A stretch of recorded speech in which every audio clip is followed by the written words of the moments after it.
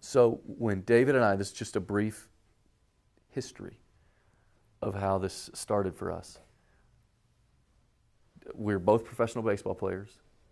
Knew that God was going to get us to the big leagues. Well, why wouldn't he? Because we're outspoken. We knew how to communicate with people. We loved the Lord and loved people. So to our minds, we knew that God was going to let us get to the big leagues and we were going to become preachers in the major leagues. God had a different path. Neither one of us made it. So what did we do after that? We had to work, right? And so we went to work at the David Dry Company. And after about a year and a half, the company literally split up. And David and I were without jobs. And we had always been hearing from so many of our friends and other mentors, God has called you guys for something great. You know, it's not that they defined it, but God has called you guys to full-time ministry. And you know what? They were right. We had been called to full-time ministry, just like every single one of you, so they were right. But our application of that was this. When work in the marketplace was over, we're like, what are we going to do now? You know what we did? We bought the domain Benham Brothers Ministries. And we got a little website done up. I still think it's live today, but I don't tell anybody about it because it's terrible. Anyway, so it's just not a good website. And we wrote up a support letter. My dad had a little office at the time, and we got in that office, and we got down on our knees, and we prayed over the support letter. And we had a feeling that, at least our thought is that God was opening the door for us. Finally, he was putting to bed this whole try to provide for your family mindset. And now we're going to get to do the true calling for which God had called us. We're going to go and we're going to speak in churches and youth groups, and we're going to tell people about the love of Jesus Christ and how he can change a person from the inside out, and how God has called you to more than getting out there and just being a mailman and sweeping up that floor out there or doing your financial practice. God's called you more than that, brother. God's called you to more than just that. And so we got down on our knees and we prayed over that letter. And I remember us getting up from that with just this gut ache.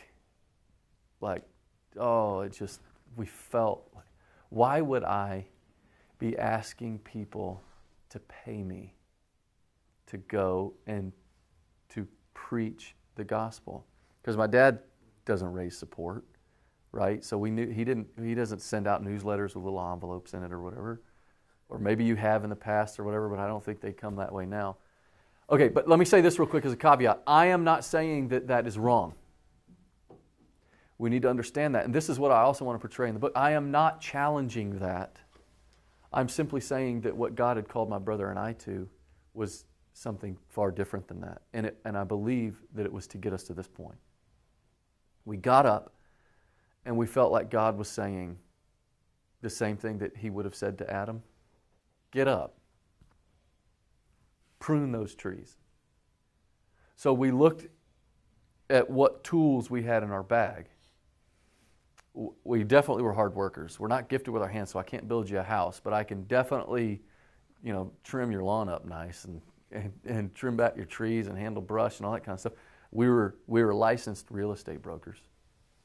We had gotten those just because all our buddies were, and we just thought it would be cool one day when we buy our own house. So we went out and decided to join up with a real estate company because that's the tool that we had. And then we started doing some of the odd jobs that, our abilities would let us do. I can remember one in particular. This gentleman had found out that my brother and I, here we were, I had 2 kids, David I think had 3. We had to move out of the apartment we were at. We ended up buying a house that we both moved into. This is in 2003. And during that time, we literally told everybody, look, if you got any odd jobs, we'll do it. It doesn't matter how much it is, just tell us the job, we'll go do it. And so we mowed lawns, we stained doors in an office, we detailed cars. We sold a car for a buddy and asked him how much he wanted, and he said like $4,000. We said, well, if we can sell it for $5,500, can we keep the rest? He's like, sure. So we sold it for like $5,200. That was $1,200. We're like, holy cow. That gave us an idea of what brokering can do, right? So we brokered that deal. That was our first deal we ever brokered, which was pretty fun. So And then this buddy of ours had told another friend of his that owned a large printing company off of Statesville Road. He said, "Hey, you got any work for these two brothers? You know, they need some." He said, "Yeah, you know, it only pays about $8 an hour, but I got something that they can do. It's probably going to take them 3 or 4 or 5 days." And David and I were like, "Sweet, we got work." So we felt so strong in our spirit that God was saying, "Get out there and provide for your family." Okay, you set your idea of full-time ministry on the shelf because you have kids that need to be fed. So what we did in our own minds was we died to full-time ministry. Okay, in reality, we weren't dying to full-time ministry. We were dying to our idea of full-time ministry. But God was showing us what He meant by full-time ministry, and it took 10 years to get it through our thick skulls. If it was one of you guys, or maybe Jacob, or maybe William, it might have taken 5 years, but it took David and I 10. So we get out there. Now, you catch this. We get out there and we start. This guy tells us, okay, here's these 2 stacks of printing paper. I mean, these pieces of paper were about this big. And one stack was here, one stack was here, and I think there was another stack over here. And what we needed to do was take one piece, one piece, one piece, and stack it in a new stack. Okay? And create 3 more stacks with these 1, 2, 3. 1, 2, 3. So you follow me? David and I are like, all right, we got it. We'll do it. So we start doing it, putting it over here. And about 20 minutes goes by, I'm like, hey, we could be more efficient if you get on that side and then I get over here. So we do about 20 minutes goes by. I said, you know what, let's do this. And so now, you see, I'm thinking in terms, I'm doing what Adam did. I'm starting to take dominion over this. So here I am, stacking paper. And then after about an hour goes by, we are on it, man. It's like a well-greased machine. It's like whack, whack, whack, whack, whack. This guy told us it's going to take 3 to 5 days. Boom, boom, boom. Because it was huge. And, you know, so we're getting paper cut and all this kind of stuff. Within 4 hours, we were done. So we're sitting there. Now we got these 3 things. I'm like, you're out of a job. Yeah, you're right. Now I got no work. No. But now here's the thing. I remember what we were thinking at the time. I wasn't thinking about the money. It was $8 an hour. I wasn't thinking, man, if I can work another 4 hours, then that'll be $64 instead of $32. I wasn't thinking that. David and I sat back and we just were like, okay, what are we going to do now? And we just started looking around. And we didn't realize it then, but we were producing value for this guy more than we were going to take and pay. And we saw the backside of his warehouse was in shambles. I mean, it just had boxes everywhere and all that kind of stuff. And so I looking over there, and David's looking over there, and I looked at him, and he looked back at me, and he's like, you want to hit it? And I'm like, heck yeah. So we get over there, and man, I'm telling you what, that whole backside of this thing, we had everything stacked in the dumpster, and we stacked up the paper, and we organized all of his stuff. And then he got back. That took us about another 2 hours, and he got back, and I still remember it to this day. He walks up, he looks at that paper, he looks back there and goes, y'all did all that? We were like, yeah. He goes, I want you both full time. That's what he said. We said, thank you very much. We'll take the $48. We'll take the $48. I didn't feel it, you know. That's a whole different thing. So we took the 48. See you, Thomas. We took the $48, and I remember as we were driving home that feeling of completion. It was $48. That wasn't enough. I spill more than that on a date sometimes, which that sounds bad. That does sound bad. I didn't mean it like that. But $48, really. But I just remember looking back on that God said, you completed what I gave you to do, and now I'm blessing you with rest. And so looking back on that, were we in ministry or business at that point? What were we doing? We were completing the work, is what we were doing.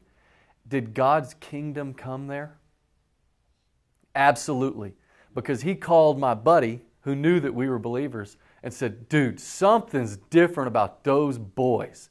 I want them full time. Can you convince them to work? He's like, no. He's like, believe God's called them to greater things, because we're still thinking ministry here.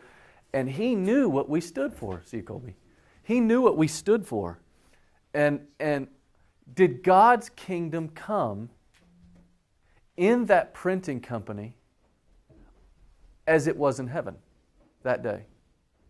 Yes, it did. Now, there's plenty of times where God's kingdom has not come, and it's been because of me.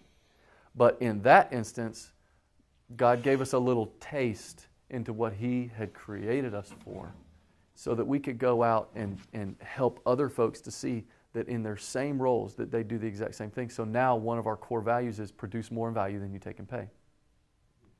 So we don't work according to our pay, we work according to our ability. Your ability is what gives you the opportunity to complete the work that God has called you to do. So my ability is different than William's, is different than my dad's. But we still have to complete the work that He's given us to do. And so on the heels of that, and several other instances just like that, God had redefined to us what work meant. This word avoda, worship. I have brought you glory on earth by completing the avoda you have given me to do. Dad, I'd love for you to look into that as well and let me know how to use that properly. God looks down at Adam and says, get off your knees, avoda. Get off your knees and work. And so that's what we did. And now it's just, really know where I'm going with this, but God's kingdom has come through the 10 years that we've been selling houses, to which some people would say, you've been put on the backside of a mountain. And God wants you to work. Just focus on, providing for your family and those types of things, so that one day you can get out to where you can stand and you can speak to crowds and all that kind of stuff. No, not at all. What I did at Crave is no different than what you were doing at Crave, Marshall. I simply had the office, as Jacob would say, of being the one who was up on the stage. But our calling is the same. Our roles were different. Is this resonating? Did I say that right? William, can you give my dad that microphone thing? Yeah, Jace, I just want to give you a word from the Word of God, what you're saying when He says in Matthew chapter 11, verse 28, He says, come to me. Now, in Matthew chapter 9, verses 10 through 13, He told the Pharisees to go and learn. He didn't say, come to me. You got to go and learn. You've got to understand some things that you're not going to receive what I have to say. But then He said this, come unto me, all ye that labor and are heavy laden, and I'll give you rest. And then He says, take my yoke upon you and learn from me, for I am gentle and lowly. What does yoke have to do with rest? And it has everything to do with rest. And it's right here, and Jesus put it here, that the work of God becomes the rest of God. And you're in the rest of God. And when I hear you just talking, now you're in the rest of God. It is, however, a yoke, but it's a perfect yoke for you. And you're doing the work that God has called you to do. And then He says, for my yoke, it's just interesting to me that He calls them to come unto me, those you that labor and are heavy laden, and I will give you rest. Take my yoke upon you. That's where we find rest, is when we get into that yoke and into the work of God, because the work of God becomes the rest of God. And I love what you're saying, and this needs to be heard. So come on, brother. Just keep going. Jacob? No,